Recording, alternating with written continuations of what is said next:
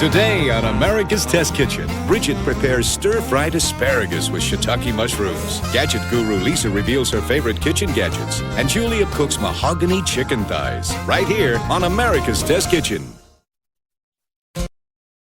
So before we start on our asparagus stir-fry, let's talk about a story I wrote for Cooks Illustrated magazine about 15 years ago. It was titled, Throw Out Your Wok. We got a lot of mail about that. Well, it was based on a cooking lesson I had in San Francisco where the chef said, look, use a flat-bottom skillet because the stovetop is flat and you get more heat into the skillet and into the food. So before we start cooking, let's head in with Lisa McManus, our gadget guru, and she's going to talk about those hybrid wok skillets and see if that notion of throw out your wok is still true today. Okay, Chris, here's what you need to know. A lot of people think you need a wok to stir fry. But in modern American kitchens, a traditional wok is not the best choice. First, woks are made of very lightweight metal that can't retain a lot of heat. The wok can only get very hot where it actually touches the heat source. And getting the wok ripping hot is the secret to great wok cooking. Now, traditionally in China, woks were used on wok stoves. This goes back to ancient times. A wok stove is like a big box over the fire with a hole cut out on top for the wok to fit right down into the flames. Now, modern restaurant kitchens for Chinese restaurants usually use wok burners that mimic the design of a wok stove. The wok burner has a very high heat output with a wide, deep flame that just comes up in cups and surrounds the bottom of the wok, and it licks up the sides. And again, the wok can get very, very hot. So you stick a typical wok on an American burner, and you've got maybe 3 inches of contact with the heat source. So you get one little hot spot at the bottom of a great big bowl, and even that spot barely gets hot enough to sear well.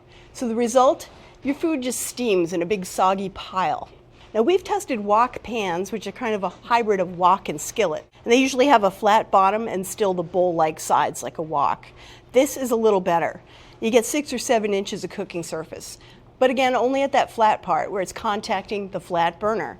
And with these high rounded sides and that somewhat cramped cooking surface, your food still wants to pile up and steam. And that's why we stir fry in a 12-inch skillet.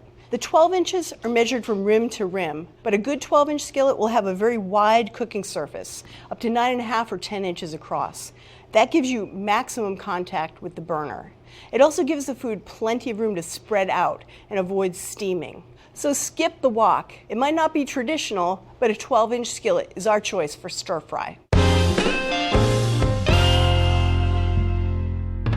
So I guess we're going to stick with the non-stick skillet for stir fry. So it's time to bring in Bridget. Bridget, you're going to show us how to do the asparagus stir fry the right way. That's exactly right. That's your job. And this is a very quick recipe. I love stir fry recipes.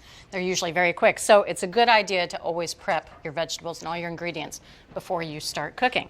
So we're going to start off with searing the asparagus. I've got a tablespoon of vegetable oil in the 12-inch nonstick skillet. We're going to heat this over high heat until that oil begins to smoke. And this is really important. You always want to heat your pan and your oil together at the very beginning. You don't want to heat up your pan without any oil in it and then put the oil in because you have no idea how hot that pan is. So once the oil starts to smoke, we'll know that the pan and the oil are the perfect temperature. So let's talk a little bit about asparagus. Now we're using a pound here. And when you're shopping for asparagus, you want to get asparagus that isn't too thick, that really woody asparagus. It's not going to cook all the way through. But you also don't want to get that pencil thin asparagus that's basically cooked by the time you put it in a hot car and bring it home. So no more than 1/2 inch. And we've gone ahead and cut these into 2-inch pieces on the bias. Just makes it look really pretty. Now, this is a pound of asparagus, as I said, and a pound of asparagus will feed 2 people, maybe 3 at the max, but we want to serve 4 people here. So rather than get another bunch of asparagus and have to cook this in batches, we're just going to augment it with another vegetable. This is shiitake mushrooms. This is 4 ounces, and we've sliced these very thin. And that's one of the keys of stir frying. You want to make sure that all the vegetables or all the ingredients are cut to the right size so that they cook at the same rate. So the oil is starting to shimmer just a bit. It's almost ready. And you can tell when it starts to shimmer because it really starts to move around the skillet. And you can also tell if you've got a skillet that's been domed because it really won't stay in the center too much. This is actually pretty good. So now we can go ahead and put the asparagus in. It's a good sizzle along with the mushrooms. All right, and I just want to toss this to coat it with oil. Non-stick tongs, of course. All right, and then we are going to leave this alone. We're going to let this cook for about 3 to 4 minutes until we see that the asparagus is turning a really deep, spotty brown. And we only want to turn this or stir it about 2 times during that, really not too much, because the more we stir it around, the less contact that the asparagus is going to have with the pan, less color it's going to get, less flavor. So this is, to put it succinctly, a no-stir stir-fry. Right, a less stir Stir-fry. All right. So while that's working, it's cooking nicely, I'm going to leave you in charge of the tongs here. We can go ahead and make our sauce. Now, we want a sauce that eventually coats the asparagus, almost turns into a glaze, but we also want it to be really potent. So, of course, we're going to start off with soy sauce. This is a tablespoon of soy sauce, lots of flavor in there, and a tablespoon of dry sherry. Got a couple of teaspoons of packed brown sugar, and 2 teaspoons of fresh ginger. Now, as soon as this hits the pan, you can really smell it. It smells great. And then I've got a teaspoon of toasted sesame oil. We're not going to cook this for too long, so that way it'll retain its flavor. So let me just whisk this together. And now we want to thin this out with 2 tablespoons of water. And what the water is going to do is add extra moisture to the pan. We're going to use this sauce not only to flavor the asparagus, but also to use it as kind of a steaming liquid. All right, so the sauce is ready. If you want to give that pan a shake. All right, it's looking pretty good. I say another minute, minute and a half. So this is looking beautiful. You can see some really nice color on there, dark brown. All right, so it's time to add our sauce and steaming liquid. In it goes. We'll give this a toss. And we're going to let this cook until all that liquid has evaporated. That's only going to take a minute or so. And what this is doing, again, is creating steam so that the asparagus can cook through evenly. Now, oftentimes we will use this technique, but we'll cover it with a lid. But we found that because we cook the asparagus much longer to get it nice and brown, by covering it with a lid, it just really overcooked it. So this is adding just the right amount of steam, and it's going to reduce down to a glaze. All right, doesn't that look good? And you can see It does look great. it's beautiful, and it's well glazed with that sauce. This is done. But you didn't use a wok. I did not use a wok, and yet I still survived. All right, let's just put this out on our serving platter. I mean, how quick was that? And a last minute smattering of scallions. It's just 2 scallion greens that we've sliced thinly on the bias as well. All right, tuck in here.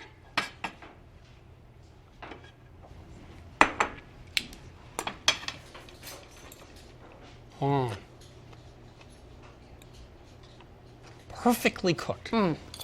It's still got that little bit of crispness. I really like the meatiness that the shiitakes give as well. Crisp on the outside, fully cooked on the inside. Great flavor. I love the ginger. And it took 6 minutes. So the secret to great stir-fried asparagus started with a non-stick skillet, not a wok. You get more heat in the skillet. We cut a pound of asparagus on the bias, a sort of medium thickness asparagus, a little shiitake mushroom as well to sort of beef up the dish. And then we cooked that without much moving for about 3 minutes, just flip it a couple times, but you want to get that nice spotty browning on the bottom of the asparagus to add a lot of flavor. And finally, we had a nice sauce to go with it, soy sauce, especially ginger and some extra water. Put that in and that sort of steam the asparagus to finish it off. So there you have it. From America's Test Kitchen to your kitchen, a great and very quick recipe for stir-fried asparagus. You can get this recipe, all the recipes from this season. You can get our equipment ratings and taste tests as well, and watch selected episodes of this show, all at our website, which is americastestkitchen.com.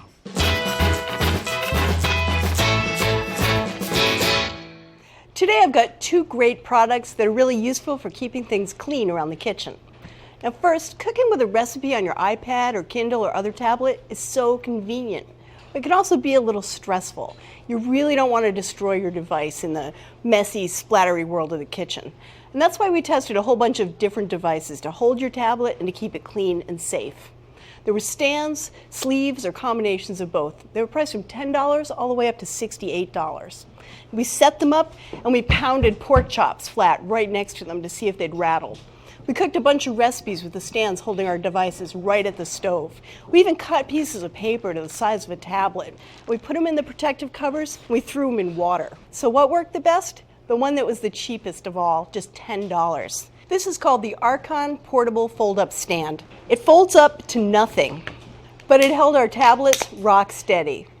We also tried fancy protective custom sleeves, but guess what? A simple zipper lock bag worked just as well and cost 20 times less than the official tablet sleeves you can buy. We could use the touchscreen right through the plastic. And you can tape up the back to make it nice and tight, no matter what size your tablet or device is. So don't spend a ton of money and keep cooking with your tablet. This problem is solved. Next, here's something we've all dealt with: stubborn red wine stains. You spill the wine and you cannot get that stain out. We tested 3 different products that claimed to remove red wine stains from clothing and carpets. This one was the only one that really worked. It's called the Wine Away Red Wine Stain Remover Spray. It works fast and it's non-toxic. You shake it up and spray it on, and you can see it breaking up the stain right away. You just launder it and it comes the rest of the way out. The other ones left a little ghost of that stain on there. For $21, you get 2 12-ounce bottles of Wine Away. This is definitely worth having on hand if you or your guests like to drink red wine.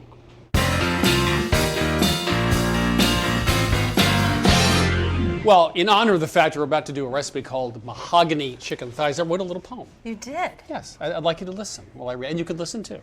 Ode to Chicken Thighs. A chicken is a most marvelous thing. Its parts are revered. We eat even the wing. The legs can be barbecued, braised, or plain fried, and even the feet are a soup or a snack or served as a side. The breasts are most precious, snowy, and great. The star of the show, but for me, they don't rate. The thighs are the thing of moderate size. Cook them all day, and they'll still be a prize. Let chickens be thighs is something I'm wishing. Who cares if they fly? Let them run to my kitchen. I love it. You know, I should write I children's love it. books. Can I have this? You like that? I do, and I love that it's original. Yeah, your daughter will love it. It's a bedtime story. All right, I'm going to leave this right there so it doesn't get all dirty. So, chicken thighs. That's right. Okay. They're tricky to cook because you really like to braise them for a long time to really break down the collagen and make sure the dark meat gets good and moist. But, of course, that leaves you with flabby skin. So our goal was to have both. A nice, crisp brown skin, but also really juicy, moist meat that has all that collagen broken down.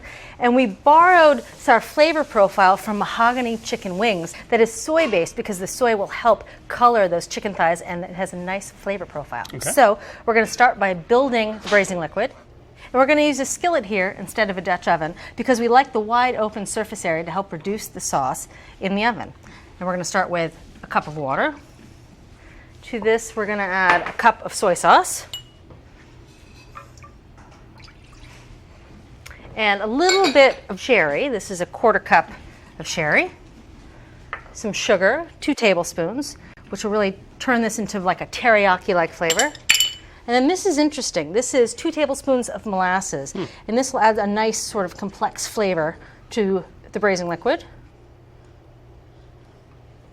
And finally, a little bit of white vinegar. This is a tablespoon of distilled white vinegar.